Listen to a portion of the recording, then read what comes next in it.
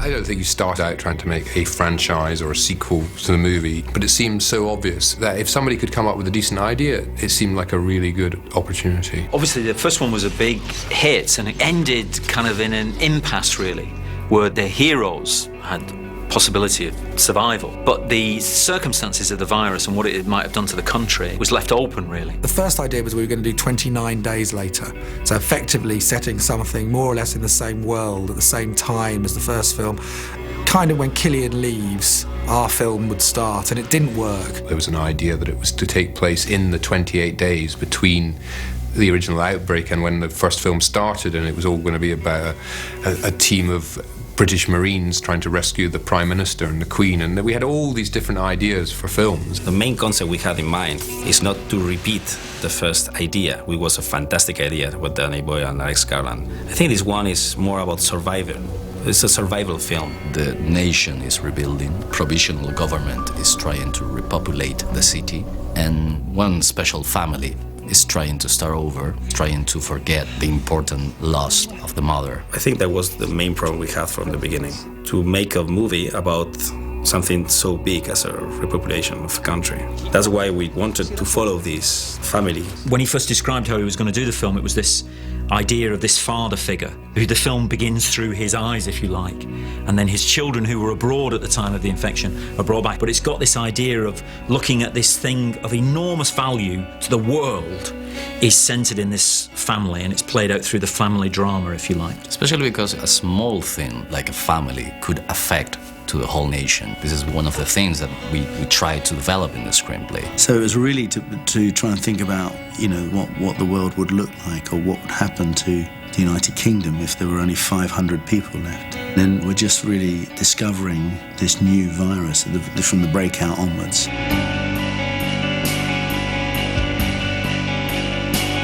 The principle of the virus, the idea of the virus, is something that we all dread and fear, and that has a hold over everyone, really, about how things could spread. They were complaining last night about they were not stockpiling enough stuff for a flu epidemic. So it's in the public's consciousness, this worry about viruses, this silent kind of killer that will take us out in a stroke, really. We tried to make the film based in sort of realism. They have this incredibly big, slightly unbelievable concept that there is a virus that can infect you in 20 seconds and makes you a rage-filled sort of monster-killing machine, which is, you know, unbelievable, really. But we try to make that high concept believable within the world. Infection is taking over your body, and you lose your control. Absolutely. In a way, you're death.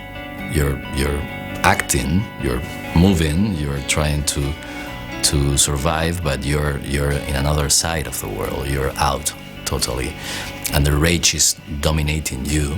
And I love the idea about rage. Rage is a feeling that you can see and you can feel in our world. That's the main idea about the infection, because the infection is rage, and rage is a feeling that you could understand very well. The way it moves on is that there's an immunity. There's a boy who's the central character who carries an immunity to the virus, and so he's priceless, you know, beyond value. But it also means that he is a carrier as well, so it's very much a double-edged sword. And Juan Carlos was always very keen to explore that through a family situation, through the microcosm of a family. The mother is coming back to this world, but she's bringing something new, but something danger at the same time. She's a carrier, which means she's immune to the infection, but at the same time she has the virus inside. It's an evolution of the virus. And it's an interesting thing again, because it's sort of based on some kind of fact. With, you know, serious blood diseases like AIDS, some people can become immune to it. And that's how we sort of based it on. One of the first things Juan Carlos said to me, what I thought was quite interesting, he said that I really feel for the infected. I asked him why, and he said because, you know, they have lives too, and they have children, and they have, you know, things that they've lost through all of this, you know. And I thought that's a lovely, sensitive way of looking at this and portraying this, and trying to see, even through the madness and the rage in the character's eyes, that there's something else in there, that there's a heartbeat still to the person. And maybe this is the main difference from the previous film, that the infected in this, represented by Dawn, through Dawn, are actually have logic. and he's still a person, you know, deep down inside, and he's still got some kind of desire to track his children. That is bringing them back towards him and keeping that little family unit. So even though it's crazy and it's mucked up, it's a strange kind of logic that runs through The Infected this time.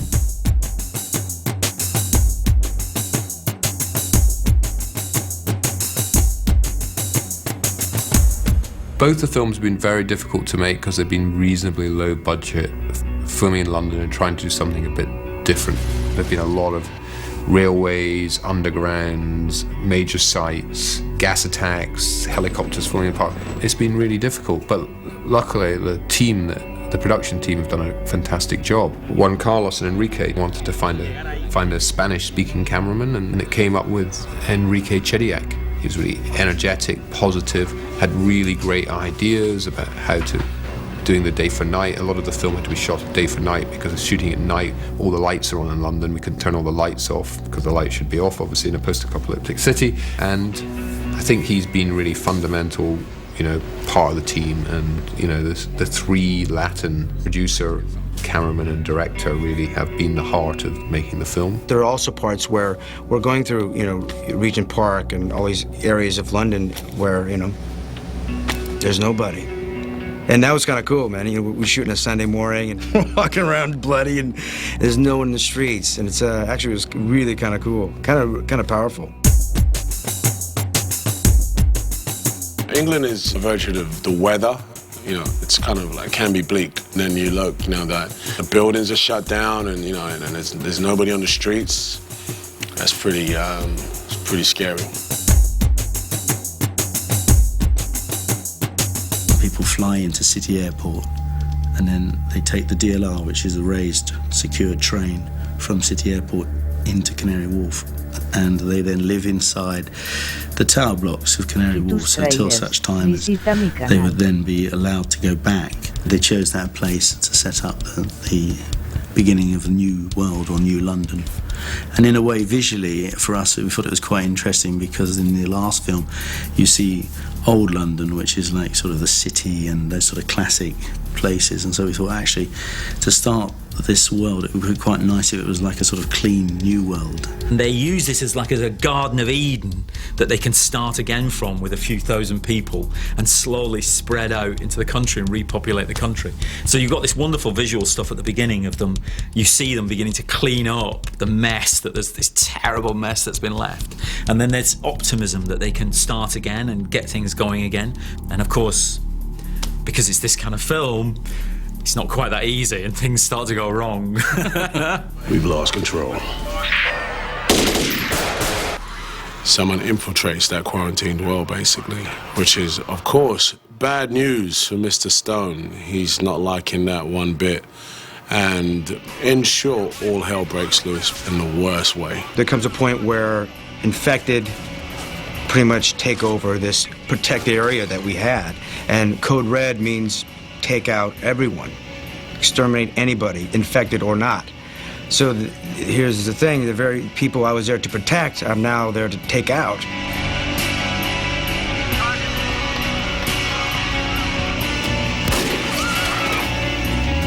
The casting of this film was all about the family, the central family. And it was all about finding two kids and the father and the mother. And then we also had to cast an American side. We started with the kids, really, because they took the longest time, because you have to find them. A lot of searching in schools and stuff, and we found this great kid, Macintosh. He delivers in the story, you know, this unique feeling. His family is completely cursed, but at the same time, he has two sides. He has the dark side and the bright side. It was a little bit easier for Tammy because she was 16, 17, so we were able to find people who had done a little bit of work, had some sort of history. And Imogen Poots had been in the film V for Vendetta, and she'd done some modelling, and so she sort of, you can go to agencies and you can understand, and she's been absolutely terrific.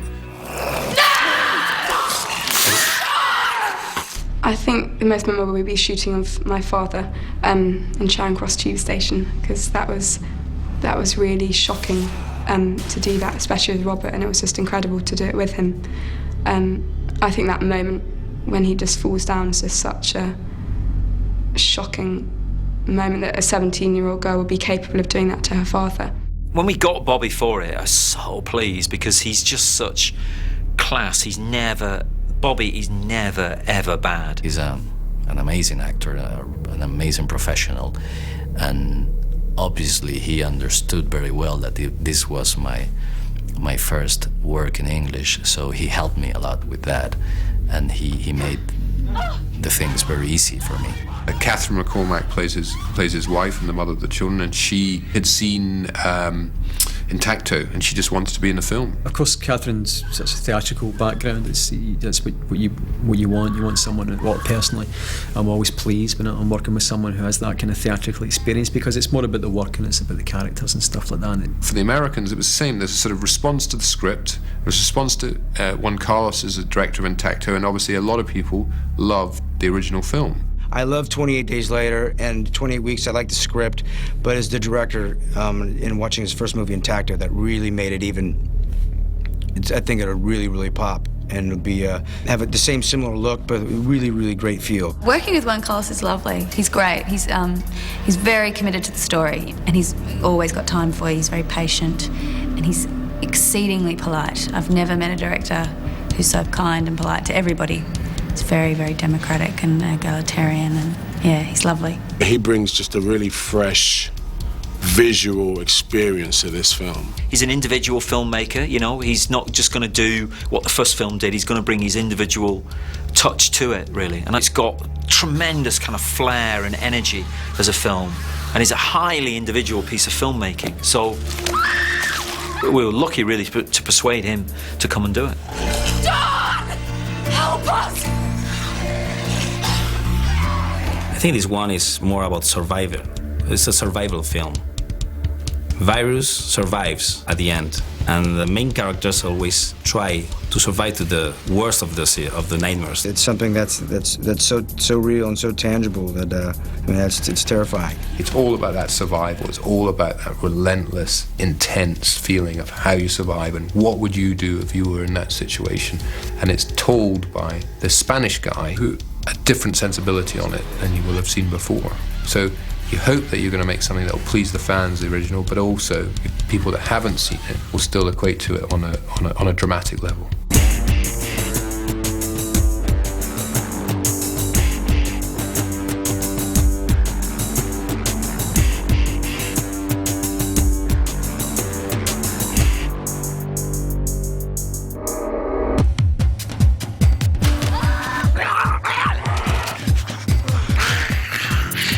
Back again in this world of the horror of the infection. Everything seems normal, but suddenly this infection is chasing you. One of the new things in this sequel is, for the first time, you're tracking one infected character, watching how a man is becoming an infected man, and for an instance, you are there with him, feeling that kind of rage and trying to understand what's going on with these infected people.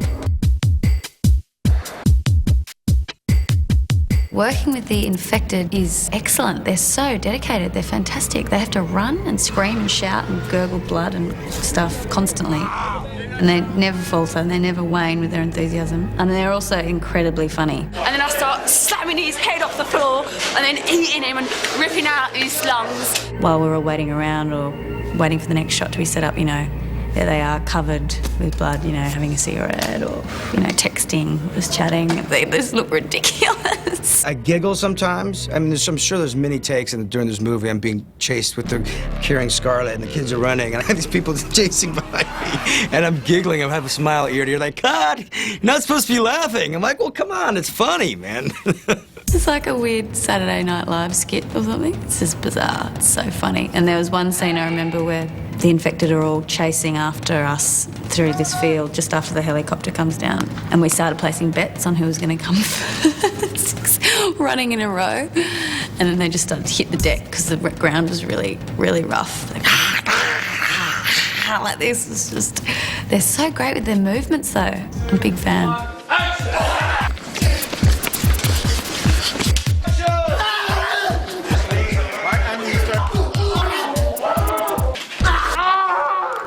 One of the main zombies, he's a movement coach as well. I think he was a ballet dancer. He's certainly a dancer, and it's quite beautiful, the choreography. You know, it's not just a bunch of people running, going blur at you with lots of blood. It's very carefully choreographed. So do run, but no sort of arm swinging. Yeah.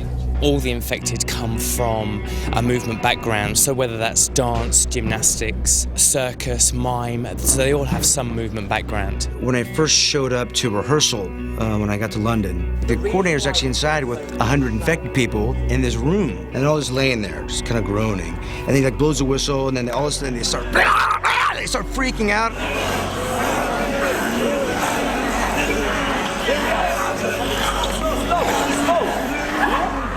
We chose a large group to be infected, and it went to workshops to get them all up to speed with the infection and the movement and what's behind the infection and where it comes from, and so everyone understood, you know, what they were playing and portraying. We are human, but we are infected with 100% rage. I wouldn't describe the movement as zombies, and I wouldn't describe it as creatures. I would say it was very animalistic, and that's what Juan Carlos wanted.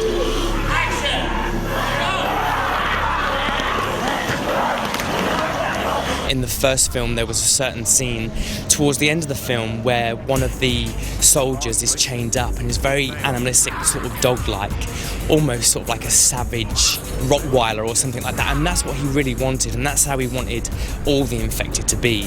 Rage.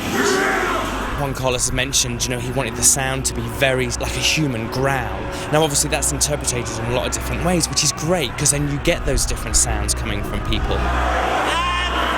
And obviously I'm there to make sure everyone understands the same way, so everyone thinks the same but has their individual elements to it.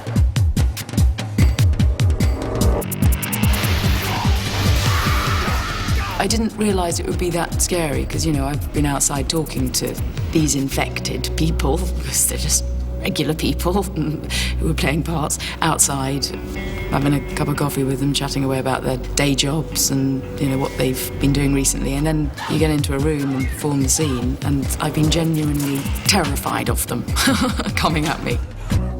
Just seeing them and action, and then and cut.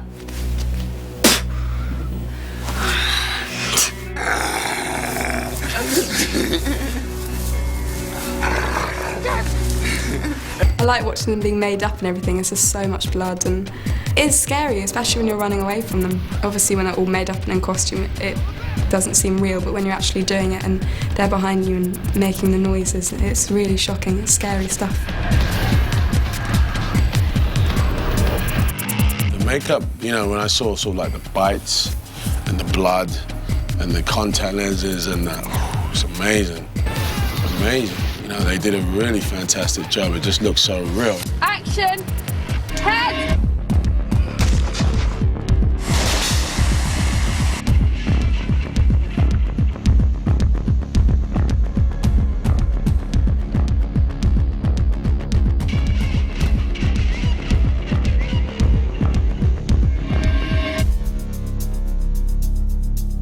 The costumes that the infected have, we just dyed them, broke them down and made them dirty to try and explain, you know, thinking how far they might have had to fight or run or sweat. So we use glycerine for sweat and, you know, spray them all down. And then we just sort of worked with different types of blood. We'll put a thick, dark, black colour on, and then we put some nice fresh red around the neck, so, you know, from where they've thrown up or bitten or been in a fight, so we just build up the layers of it.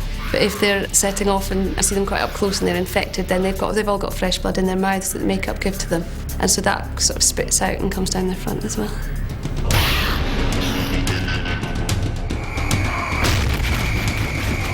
Playing an infected person was, I wasn't really looking forward to it, to be honest, because I know that it's difficult, you know, with contact lenses and covered in blood and stuff like that, so you're kind of aware that from the outside that it looks great, you know, but when you're actually doing it, it's hard work, you know.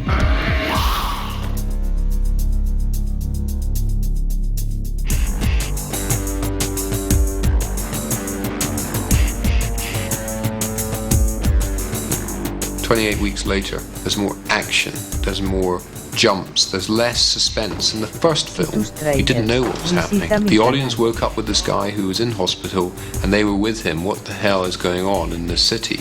This time, you see exactly what happens from patient zero to the disease spreading. You just see it on a much bigger scale. If you're a fan of the first one, you love, well, a lot of people call them zombies, but they're infected. But fine, call them zombies, I don't care. Loads of them. You like blood and guts, it's there. You like, sense of humor, it's there. Good character development, great story, a lot of action. It's a real twisty, turning kind of plot and a really cool storyline as well that will make the action a bonus.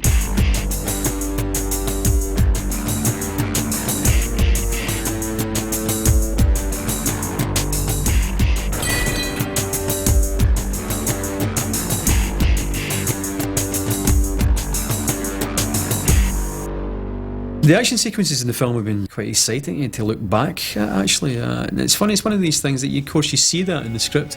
Because I'm an actor's eye rather than a filmmaker's eye, you're not quite sure how that's ever going to turn out. It's been enjoyable, certainly, to take part in them, and as I say, to see them back and see how they all look, and suddenly realising there is partly an action film, It's very physical. Yeah, I find it quite tiring, because constantly trying to build up that fear within a scene. For example, in this film, the infected, the zombies, are constantly attacking. So constantly having to sort of play fear and the energy required for that, take after take. It's really quite exhausting, but it's good fun. It was horrifying.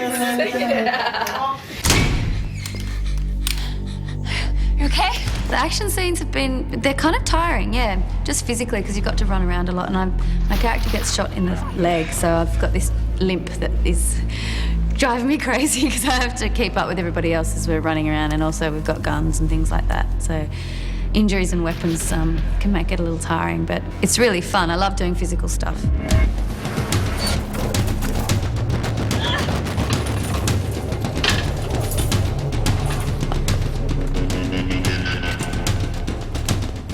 I felt like all we did was run, to be honest, man. All we did, I was sprinting every day, running from the infected, shooting infected.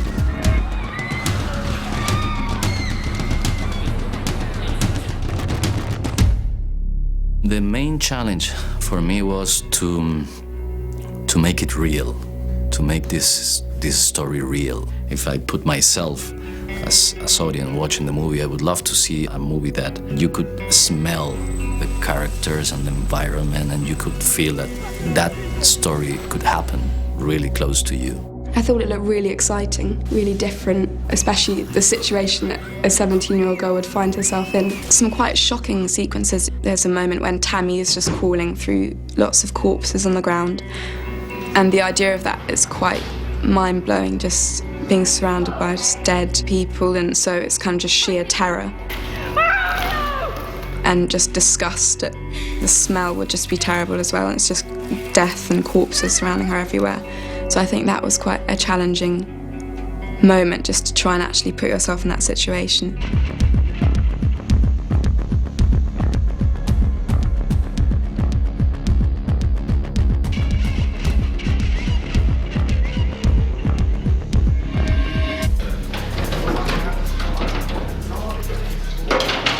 It's a big action film done on a pretty small budget, and the way to achieve a lot of that is realistically, and we've used a lot of handheld camera. I think that's partly because we wanted to look realistic. We wanted to feel sort of believable. That's why I made the movie as a kind of horror documentary. The style of the documentary is delivering and conveying something real. On the other hand, it's so difficult to shoot in that way. You need a lot of cameras, handheld style, and especially in the acting and in the art department, and everything should be linked to that idea. It's the best way that you can face this story about an infection taking over London again. They're being pretty faithful to the guerrilla style that 28 Days was, which made it stand out from your average horror film, So they're keeping that style. Enrique did a lot of handheld. I mean, he was he got beat up every day. Blood always on the camera, it's always covered in plastic and right in the thick of things. Even Danny Boyle, who did some second unit stuff, got beat up and hurt his shoulder and couldn't do it anymore. Danny Boyle came in to do some of the second unit. He was so enthusiastic and really likes to involve the actor in the process. I thought I'd done some of the best acting I've ever done in my life. That's what Danny achieves time after time. The encouragement and the enthusiasm that he has is just fantastic. And it sounds kind of obvious, but you don't always get that. You don't always get that encouragement from directors, you know. Well done, everyone. Well done, Infected. Thank you very much. Therefore, Juan Carlos trying to go in and fill that is a difficult job. But I think Juan Carlos's humility and humanity and just the way he is as a man, people are warm to him, saying that he's not trying to make any kind of statement here, that he's not trying to make a name for himself in any way. He's there to serve the project like we all are. It's fantastic to see how they're so different. And I think they're both wonderful in both their different ways, you know, whereas Juan Carlos is just very good with human behaviour. For me, it was a big challenge making this movie, especially after the first one, because I think 28 Days Later was a new benchmark in terms of the horror movies, so that was the big challenge for me. When he first described how he was going to do the film, it was this idea of this father figure. The film begins through his eyes, if you like, but it's got this idea of looking at this thing of enormous value to the world is centred in this family, and it's played out through the family drama, if you like. And Juan Carlos Fresnadillo was a great man to hand the baton on to. Thank you, Danny. It's everything I think the first one is, but on crack. There's a lot more action, there's a lot more gore, and hopefully, you know, interesting characters that you want to follow on that journey.